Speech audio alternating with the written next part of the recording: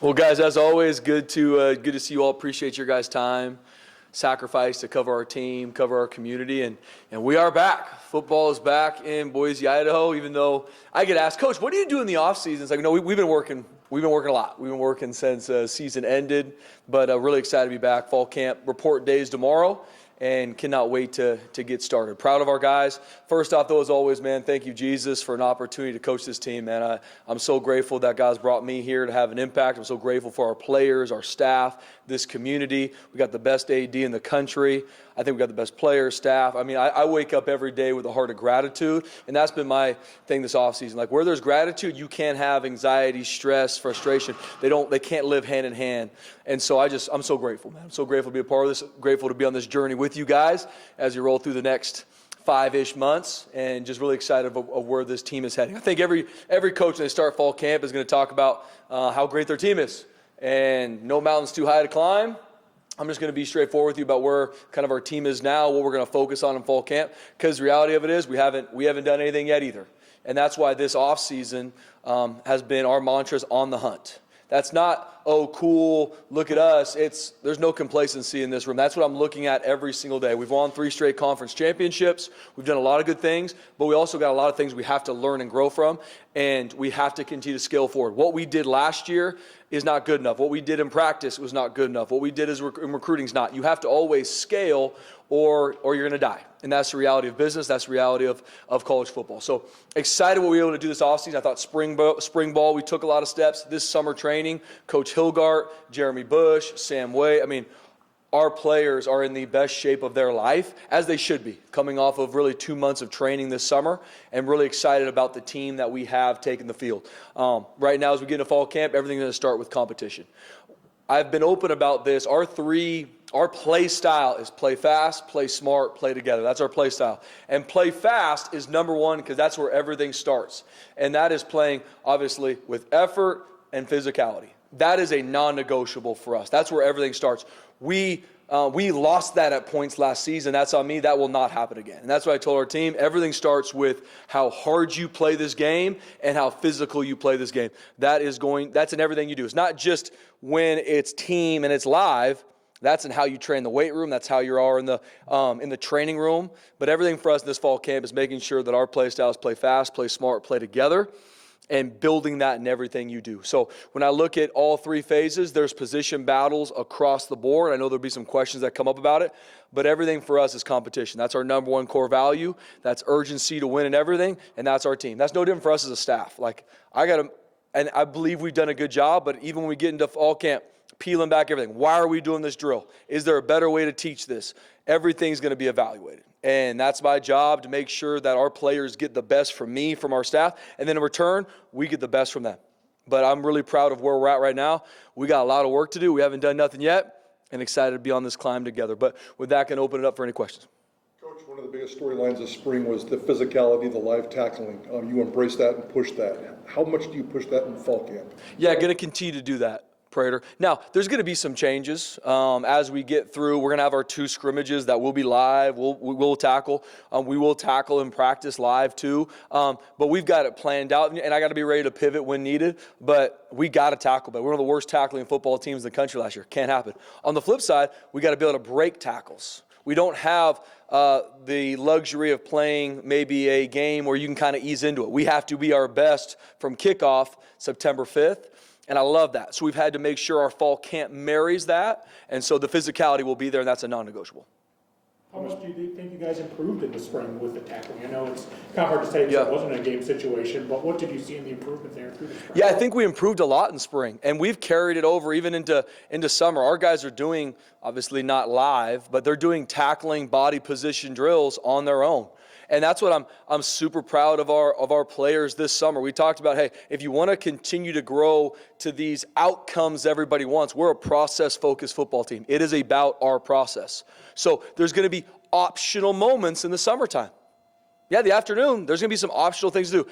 If you want to be a champion, it's expected. It's expected. And our players took that and they ran with it this summer. I'm sure you guys will talk to our players about the summer. Our guys put their head down, went to work this summer. And that's a testament to them. We created the outline for them, but they took it and ran with it. No different with tackling. Our guys are working leverage tackling on their own, no coaches around. That's expected. And that's why I told them, hey, what we did last summer isn't good enough. You've been here for a few years. It ain't good enough. I think we've really ratcheted it up. So the physicality needs to be there. But also, even if we're not tackling live, first practice is shoulder pads.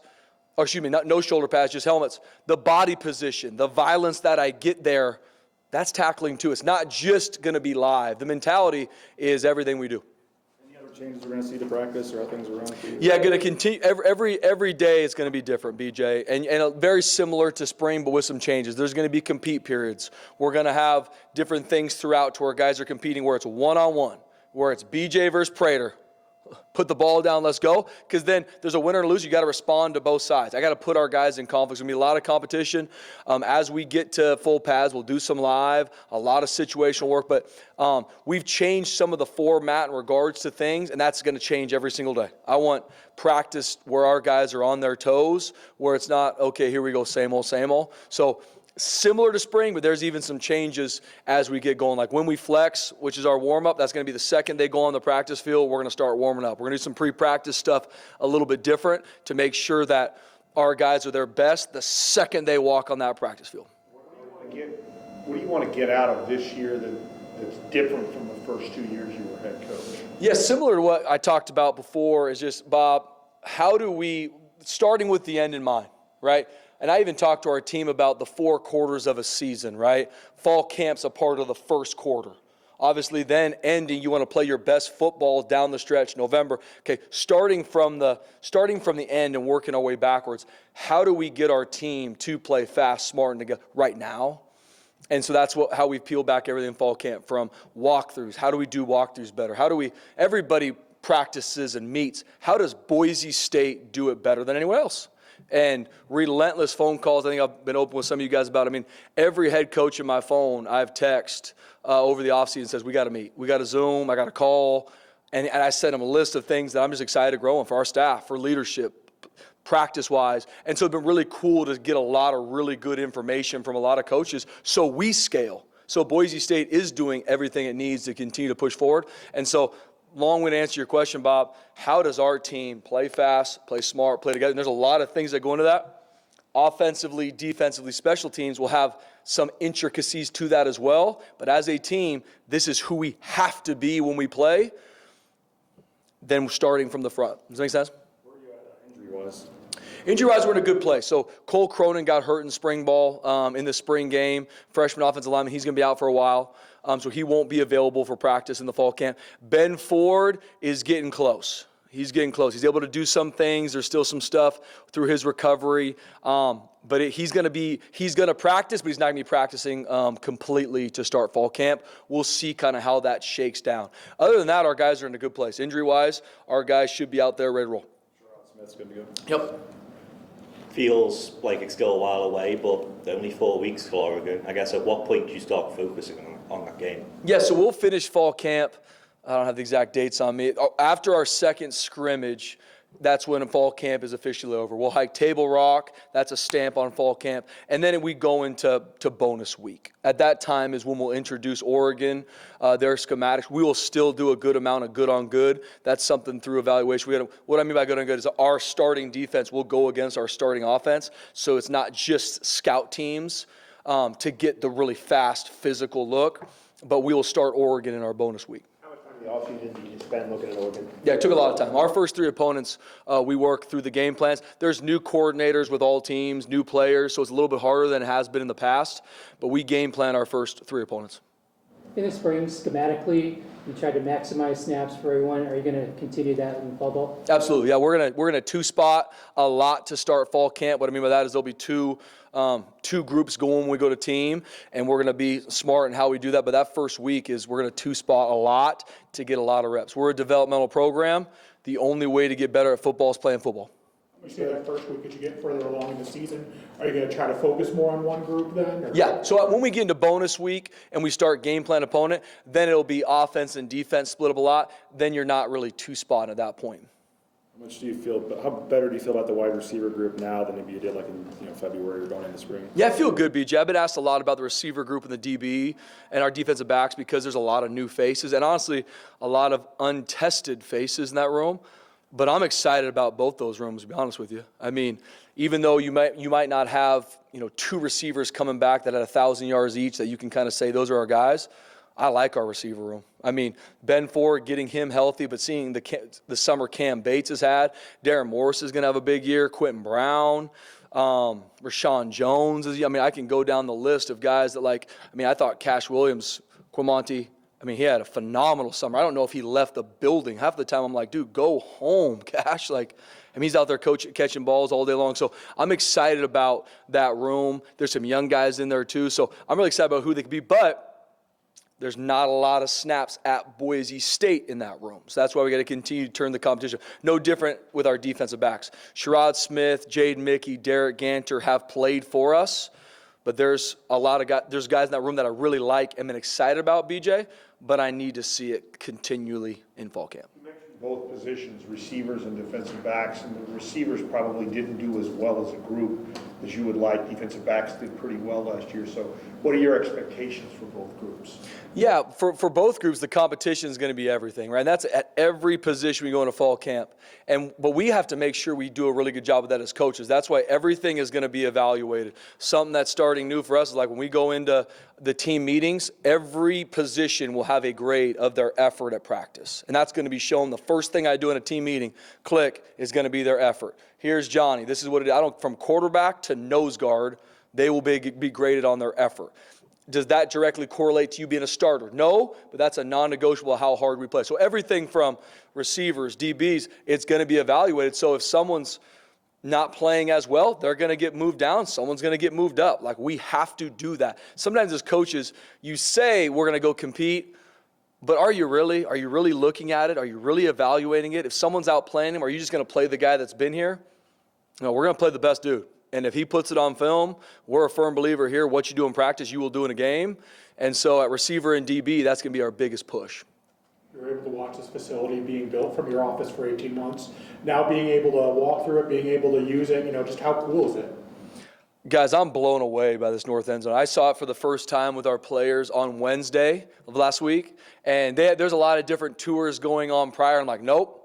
I want that Christmas morning sensation, man. I'm not going in to check it out at all. And walking in with our players, man, I about started crying. Just blown away by the amount of work that got put in, the amount of foresight from JD when everybody there's not a lot of capital projects sometimes going on because of revenue share and where college football is, where he saw around the turn to know this is going to push everything forward, this university. We're going to be able to monetize it in a certain way. And seeing it done now, it's unbelievable. It's a game changer for our football program, a game changer for our university. And the Blue's our state. Even being here on Saturday for Banana Ball and hanging out and sweating, holding my son, walking around. I was blown away by our fans, this north end zone. I was able to see more people, how it was able to work around, getting stuff to eat seamlessly. I was able to experience it like a fan on Saturday, and this is a game changer. This is a top 5 situation in all college football. This helps your recruiting situation. Yeah, I think it's big time. Recruiting right now, obviously, if you find the right guys, it is.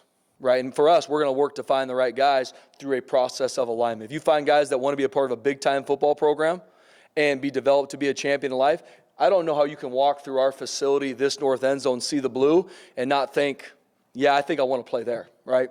Those are the guys we recruit.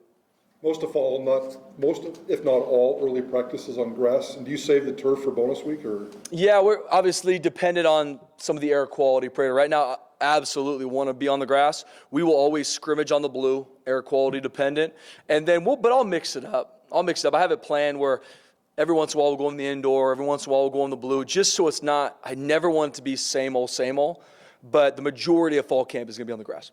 Is Max cut fourth QB2, or is that any kind of competition, or you expect him to be 2BQ going into the season? Yeah, absolutely competition, Beej. But it is going to be Maddox QB1 and Max QB2 going into fall camp. But Cash Herrera's had a really good summer, but Max has had a great summer too. Max physically is the best I've seen him in his time here. He looks different.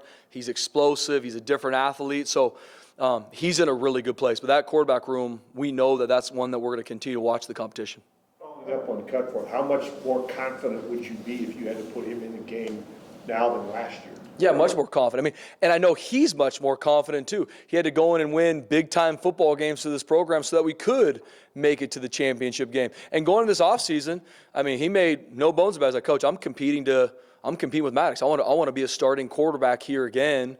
And he's put that work in this offseason. It's been really cool to see Maddox, Max, our QB room, them get extra working with our receivers, watching film, and just continue to elevate our offense as a whole. Sire and Dylan, 50-50 reps all camp? As of right now, yes. Obviously, that could pivot and change, but going in where it's 50-50, Brader, absolutely. Really like the running backs below those guys too, so we're going to have really good opportunities to see Harry Stewart, JG, and be able to get some more reps too. How does the 5-for-5 change things for you guys? And I know competition's always there, but I mean, at one point you should probably have conversations with guys where we might play 4 games, we might not. Now, if you're in the building, I mean, like, it doesn't really matter anymore. So how do you push that to the young guys, I guess? Yeah, Jay, great question. 5-for-5, in my opinion, is phenomenal for college football. Because now, to your point, the second you come in the building, it's just what can I do to help the team? If it's run down on kickoff once or do whatever I can do to help, because the clock starts. It's healthy for college football. I really do believe that. Some people might have their own opinion, but we've even got some guys on our current team that are fourth-year seniors that now are granted another year of eligibility.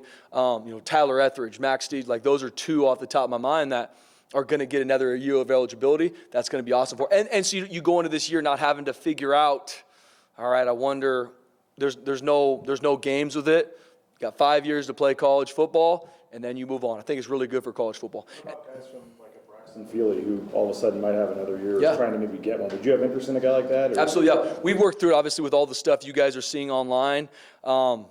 It's some things that you're not planning for, to be honest with you, BJ, comes out on Friday. And so I've talked with Braxton and Jeremiah, or Jeremiah Irby are the 2 for us from last season that and now there's a lot of things still going on, even with the NCAA and appealing it and different things. But as it sits right now, that would be in that situation.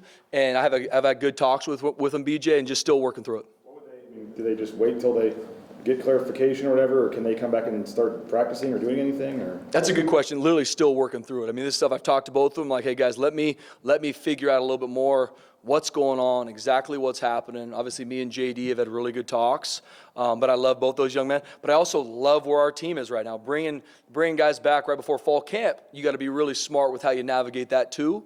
But I love Braxton and Jeremiah. I know they love this team, and so just working through it right now. We won't want to give like a timeline or anything, but at what point, like, would it be that, okay, maybe the ship has sailed? That's a good question. I don't know that right now. Obviously, fall camp's a big part of continuing to build uncommon unity and being a part of this fire. So if it's going to happen, it's going to have to happen here soon. Fall camp, we report tomorrow. I can promise you guys nothing's going to happen by tomorrow. I mean, I could be the first to. When I say I'm working through it, I'm honestly working through it as stuff. There's a lot of meetings with the NCAA and different things happening today. We'll see what shakes down from that. But I'm in constant, talks with Braxton and Jeremiah to see what's up with them, how everything shakes down on our end, and we're going to make the best decision for Boise State. Minus life reps, are those 2 in football shape? It's a great question, Brad. I do not have the answer to this. I know they've been going through some things to make sure that they're ready, but are they in the same shape as our players are right now? Seeing what Coach Hilgard did, that's going to be hard pressed to say yes to that. is your understanding if they want to come back, they'd have to come back at Boise State? Yes. Okay. What's that That's my balancing understanding. act like for you? Obviously, you said you're opening a fall camp, trying to get started on the 2026 season, and then new court ruling or something else legally happens, and it changes how you could build your roster. As a football coach that's in season now, I mean, how stressful is that, and how challenging does that make things? Yeah, it definitely changed my Friday afternoon when I was driving home to see the family. It's where college football is, right? There's a lot of different things going on. I really do believe there's going to be a settling of things. I think, like I said, the 5-for-5 to Jay's question is going to be really good for college football, but changing it for the last year's seniors now, the timing of it, it's just a little bit difficult. But we're going to work through what's best for our team, and I love Braxton and Jeremiah, and I'm excited to continue to talk with them as I get, honestly, more information and more things become black and white. Right now, there's a lot of gray out there, and got to make sure it's on point. I want to go back to the running backs, Coach. You use Genty in 24 like 90% of the time. Last year, you had pretty much a 50-50 split. Did you learn anything running the running back room differently with splits versus having one like Heisman candidate? Yeah, Bob, I think, trust me, we've evaluated every part of this program, top to bottom, this offseason, from how we personnel our offense, defense, how we rep guys, what fits best for our schemes, what running backs better at what from those two, but also with Harry, JG. And so it's going to change. It's going to be evaluated throughout fall camp. I think Sire Gaines and Dylan Riley are two of the better running backs on the West Coast. I believe that. How they train, how they work. Both of them had phenomenal off seasons. I mean, watching Sire Gaines run decks a week and a half ago, one of the most impressive things I've seen. I mean, so both of them are in a great place. So we're going into fall camp saying we're going to rep them 50-50. But being ready to pivot and change to make sure that whoever's got the hot hand is going to be getting those reps and really carrying the majority of the load. There might be a game we leave where both get 50-50. What's best for our team? And those two are elite competitors that are going to help us a ton. Dylan, I mean, he breakout season over 1,100 yards rushing last year. Talking with him in the offseason, he says he felt he left some stuff out there. And now you look at the updated depth chart, I think he's up 10 pounds from the beginning of last season. So how has he changed? How is he equipped to, potentially prove that he's as versatile as he needs to be to take as many carries as he needs? Yeah, first off, Jay, I mean, he's in the best shape of his life. I mean, he's put on great weight. I mean, even seeing him walk around, like he looks different, strong. But we know that he's got that put his foot in the ground and go. But even seeing him run our 10-yard get-offs and sprints, I mean, he is lightning out there right now. That's trained.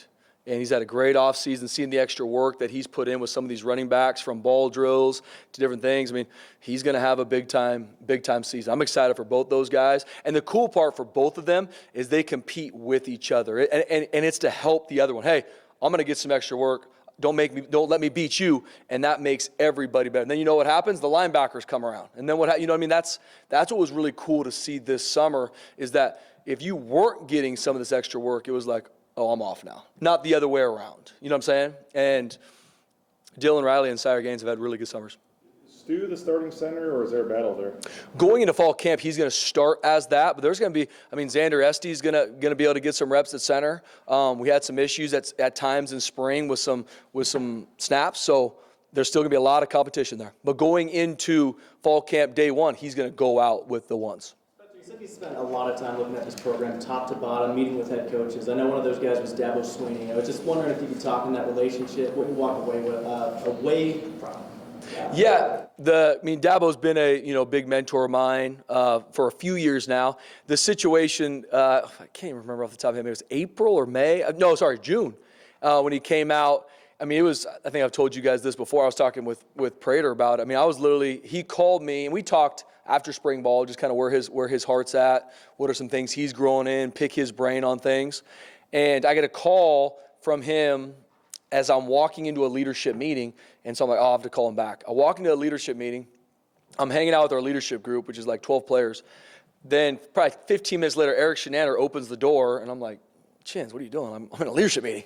And Dabo rolls right in after him and says, Coach, I'm here to see you. And I was like, Dabo Swinney's in Boise, Idaho, man. And him and his family were out in Montana doing like a vacation, seeing some Yellowstone, and they came over here to see us and see our program, see the Blue. So, but he's a guy that I pick his brain on a lot of things. And guys might have their opinion, obviously, of every coach in the country, what type of coach he is. I can tell you this, he's a phenomenal person. I think the world of him as a coach as well, but phenomenal person, and learned a ton from him. And I pick his brain in all things. So where his program is going, what are some things he's learned from? Where are they leveling up to? Because those are all things for us to continue to look at and grow in as well. Coach Pete's a guy that I talk with once a week, Zoom with. And like I said, talked with probably a head coach a week this offseason, dang near, just picking their brain on things top to bottom, just to make sure we're going. And a lot of it came back, and you're like, you know what? We're doing very similar stuff. This is good. Some things came back, and it's like, we got to be better. Like, we got to scale this. We're not where we need to be, and that was a kick in the pants to make sure we change. Right side of your offensive line, Carrion and Matoya are obviously out in the spring. The presumed, that they're going to be starting role kind of guys. How much intensity will there be for those two guys on that right side of the offensive line in the first part of fall camp? Yeah, I mean, they missed all spring, so they're going to need reps to get in it. Rodgers played a ton of football. I mean, Roger is the hands-down leader of that offensive line, and Roger's one of the top leaders in our entire team. You talk with Roger for 5 minutes, you're going to want to put your head through that wall, right? That's who Roger is. He loves his team, but they're going to need their reps, him and Big Lou, from missing spring. BJ brought up the center competition. We're going to have some left guard competition as well. Tyler Etheridge did a really good job at left tackle in spring, but Kyle Cox wasn't able to compete at all in spring. Alma's back. So we're going to have that's the two spots going to help a lot to get a lot of reps. But then when everything's going to be evaluated in our offensive line, we've got a really good group figuring out who's those 5 and then really who are those 8. How much competition is there at nickel? A lot of competition right now going into it. Starting day one, it's going to be Roman Tillman going out there at nickel. But Madden Soliai, as a true freshman, is a really good football player. Cam Jam's a really good football player. We know Jaden Mickey's played nickel. We got some good corners on the outside. Could one of those guys slide in and play nickel? So that position, BJ, is absolutely up for grabs. Left guard, I mean, who are the guys that are kind of in the mix there? Yeah, Carson Rasmussen is going to be there. Jason Steele. Xander Estes can really play guard or center, so he's going to be able to swing. So we're going to platoon it, but we're going to really compete at both those positions. Trench play is going to be very important against a power like Oregon. How are you liking the chances for the D-line? Yeah, our front's done a good job this offseason. We have some new faces there. We had some seniors last season. But, I mean, both our starting edge players are back, Max and Jay. And not only the football players they are, both those guys are similar to almost what I said about Roger, 2 of the better leaders in our entire team. Max and Jay have really taken it by the horns and took off. David Latu's in the best shape of his life. Had a good season last year, but's continuing to ramp up. I mean, he's had a great offseason. And Mikhail Edwards, one of the best pickups we had this offseason. Division II football player from Central Washington. You guys have seen him in spring. I mean, he's dynamic. So when I look at our initial front four, but then I look at the guys that are quote-unquote going to go out maybe with the 2 group in fall camp, that might flip in fall camp because we got some competition. Even at D tackle, we got 11 dudes that are competing there. Our edge room is stacked. I mean, Bobo, Roman Kaywood, Sterling. I mean, I can keep going down the list. So you better show up and compete in our front four or you're not going to play. What about Mike? Yeah, Michael Maggi, same. Like he missed a little bit of summertime, was banged up, but he's done some really good things. Lopez missed spring ball, is going to be back in the mix. You look at Mike, Lopez. I mean, competition is going to be through the roof now. Talk about competition on media day. Eric Schneider brought up, a guy like Jade Virgin Morgan better bring it, or because he's in that competition at edge, and I thought, yeah, okay, sure.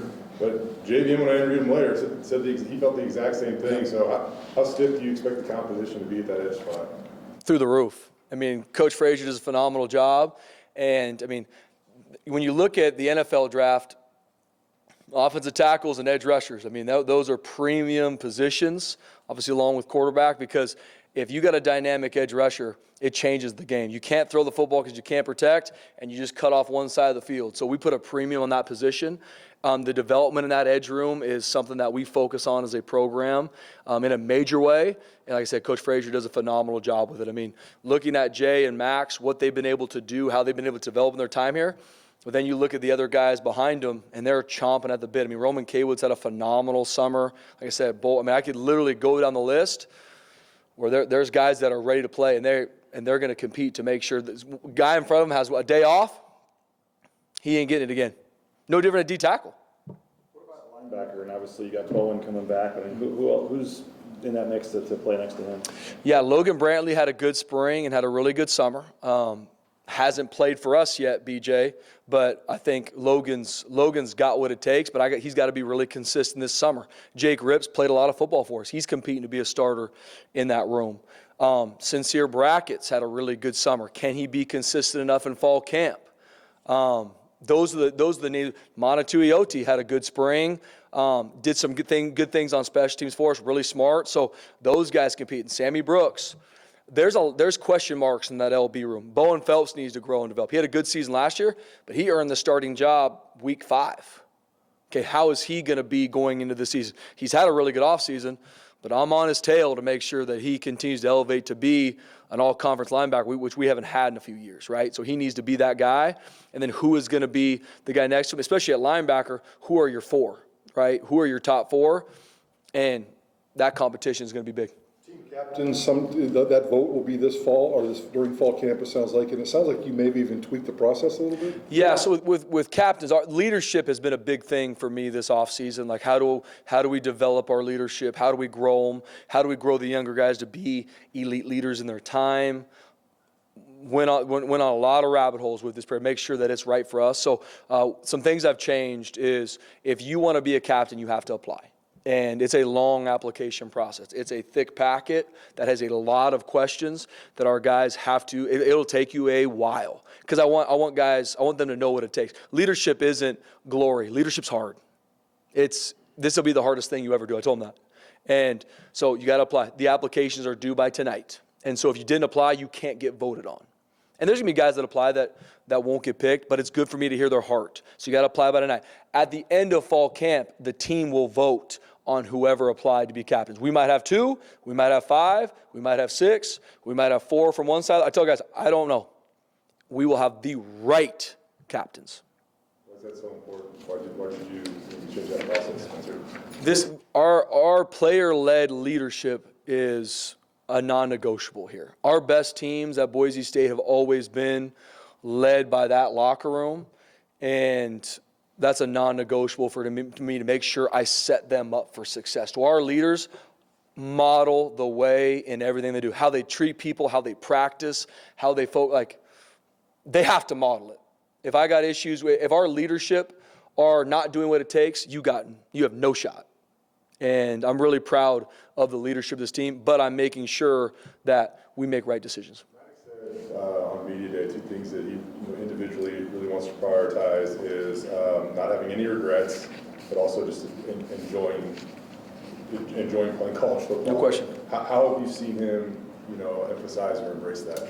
Yeah, I mean, as a senior with all the talks that we know come up with Maddox Madsen, as a starting quarterback, you know what it is. Those are happening. But seeing him just go to work this offseason and not just, all right, same old. Here, he's elevated his work this offseason. He's elevated from spring to summer, his leadership, the amount of times that he brings things up to me that I'm like, dude, that's a really good idea. Like, yeah, I've been talking with the team. Can we change this? Like, it matters to him. He's focused. We know he's a really good football player.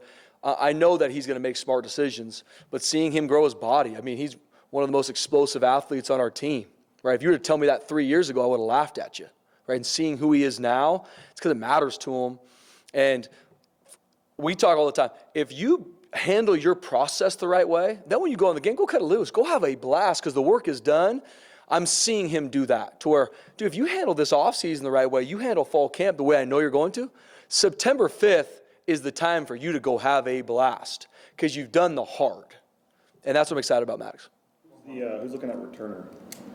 Something we're working through, Beach. Kickoff returner, Dylan Riley, feel really calm about him with guys competing with him, but he'll go out there day 1 to be our starting kickoff returner. Q Brown can do it. Nitro can do it. Akeem Wright can do it. There'll be a couple others. There's some young freshmen that will be really good, but are they going to get a ton of reps because we want to use them other places? Punt returner is the biggest one that we're still working through in fall camp. Cam Bates has done a really good job this summer. Jeremiah Lane, a young man we brought in the summertime, played Division III, did a really good job at punt return. Quentin Brown, Jaden Mickey, those are going to be the 4 that are competing for punt returner. Kickoff returner will have the same, but punt returner, the decisions you got to make at punt returner are game-changing. And so that one is one through fall camp that we got to make sure is right. And those are the 4 that are going to compete. Thanks, Thanks, guys.